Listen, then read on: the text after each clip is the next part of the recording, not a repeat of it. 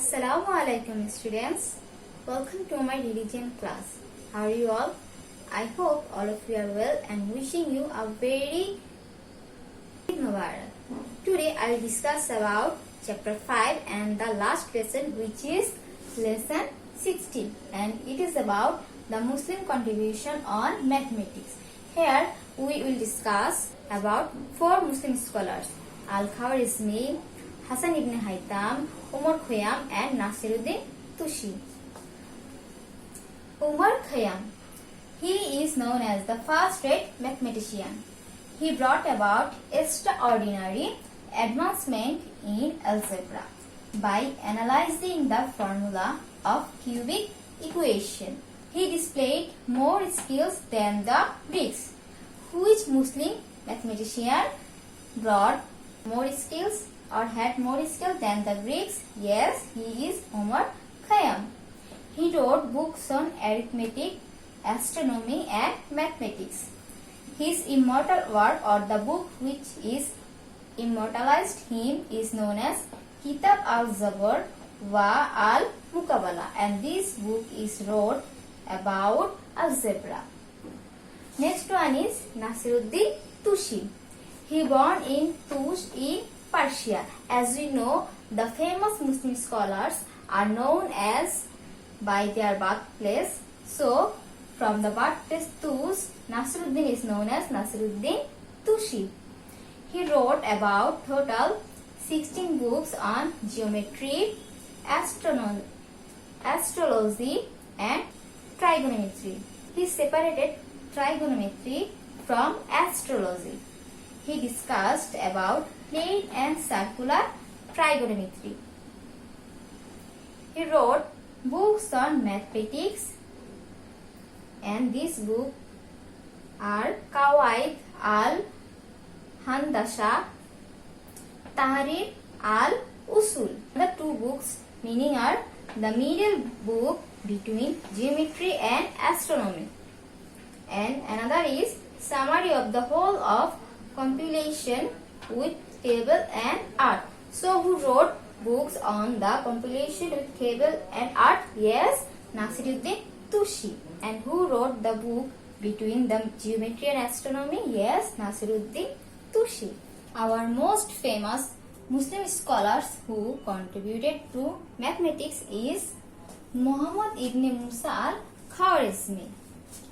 Okay, he born in Khwarizm. As we know, the Muslim scholars are known as their birthplace. So, from the birthplace Khwarizm, he is known as Khwarizmi. He is the most famous Muslim scholar in mathematics. He is the father of mathematics. He is the inventor of algebra. The Europeans later on introduced the term algebra in conformity with the title of his book, Hisab al-Zabr wa al-Mukabala. Umar Khayyam wrote a book on algebra which is known as Kitab al-Zabr wa al-Mukabala. But Al-Khwarizmi wrote the book on algebra which is known as Hisab al-Zabr wa al-Mukabala. That means the book written by Al-Khwarizmi is started by Hisab, and Umar Khayyam wrote the book and his book is started by Kitab. Okay, Al-Khwarizmi accumulated more than 800 examples in this book.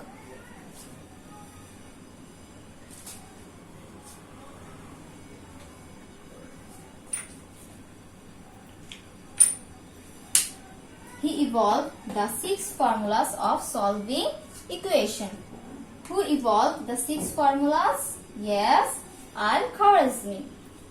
It is translated his book Hisab al-Zabr wa al-Mukabala, translated in Latin as textbook in European universities from 12th century CE. And his book on arithmetic is known as Kitab al-Hisab al-Adid al-Hindi. So we can see the 2 books of Al-Khwarizmi. One is Hisab al-Zabar wa al-Mukabala and another is Kitab al-Hisab al-Adid al-Hindi. It is written about arithmetics and this is written about on algebra. Many mathematicians such as Omar Khayyam, Leonardo, Fibonacci, Master Jacob deeply influenced by his innovative genius. So, from this topic, we can know that Al-Khwarizmi is the father of the mathematics. Al-Khwarizmi is the inventor of algebra. He is the most famous Muslim scholar in mathematics. He wrote a book on algebra which is known as Hisab al-Zabar wa al-Mukabala, and it is the immortal work of him. The Europeans introduced this book, and this book is translated in Latin for the European universities. He gives more than 800 examples on this book. His books on arithmetic is known as Kitab al-Hisab al-Adid al-Hindi, and the Muslim mathematicians who followed Al-Khwarizmi are Omar Khayyam, Master Jacob, Fibonacci, Leonardo. And our last Muslim scholar who contributed to mathematics and also other fields is Hassan ibn Haytham. He was an ophthalmologist. He wrote more than 100 books on philosophy, astronomy, medicine and mathematics. His book on optics science, which is known as Kitab al-Manazir, immortalized him. It is the only book on light in the Middle Ages. Scientists and researchers such as Roger Bacon, Leonardo, Kepler and others based their research on this book. Which book? Kitab al-Manazir, and this book is about optic science as he was an ophthalmologist. Okay, he refuted the wrong conception of the Greeks on the refraction and reflection of sight. So, who proved wrong the concept of the Greeks about the refraction and the reflection of the sight? Yes, Hassan ibn Haytham. He proved that it is from the external objects that rays of the light are reflected in our eyes so that we can see the objects, and the rays from the eyes do not make things visible to us.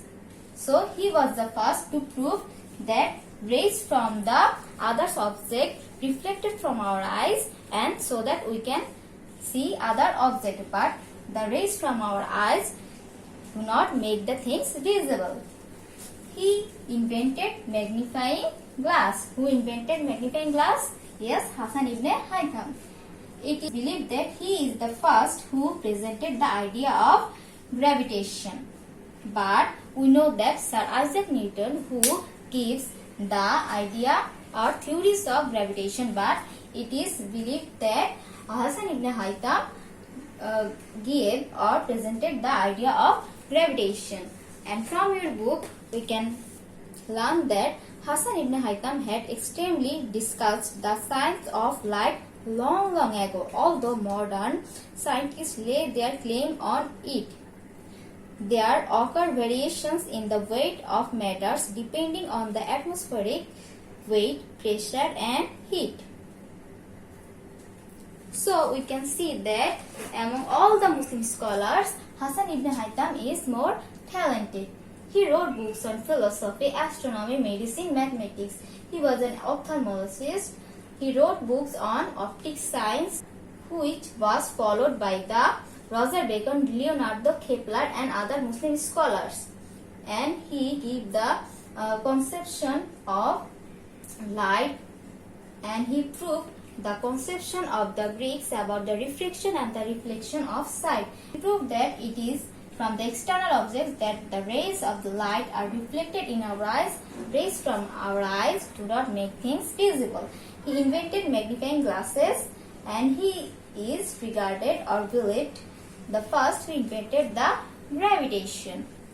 From our chapter 5, we have discussed about the life of the pre-Islamic Arabia, the life of the Prophet Islam, the life of the four Muslim Khalifas, Hazrat Abu Bakr radhiyallahu anhu, Hazrat Omar radhiyallahu anhu, Hazrat Usman radhiyallahu anhu, Hazrat Ali radhiyallahu anhu, and other Muslim scholars, Imam Bukhari rahmatullahi alayhi, Imam Abu Hanifa rahmatullahi alayhi, Imam Ghazali rahmatullahi alayhi, Imam Jarir at-Tabari rahmatullahi alayhi, the contribution of Muslims on medicine, on chemistry, on geography, and on mathematics. And the famous Muslim scholars are Al-Razi, Al-Biruni, Ibn Sina, Ibn Rushd, Sabir Ibn Hayyan, Al-Kindi, Junnun Mishri, Yaqut ibn Abdullah, Al-Muqaddasi, Al-Masudi, Ibn Khaldun, Yaqut ibn Abdullah, Al-Khawarizmi, Hassan ibn Haytham, Umar Khayyam, and Nasiruddin Tusi. I hope all of you can understand the whole chapter 5 and today's topic, and you will learn the life and the contribution of these Muslim scholars. That's all for today, my dear students. Stay safe, stay home. Allah Hafiz.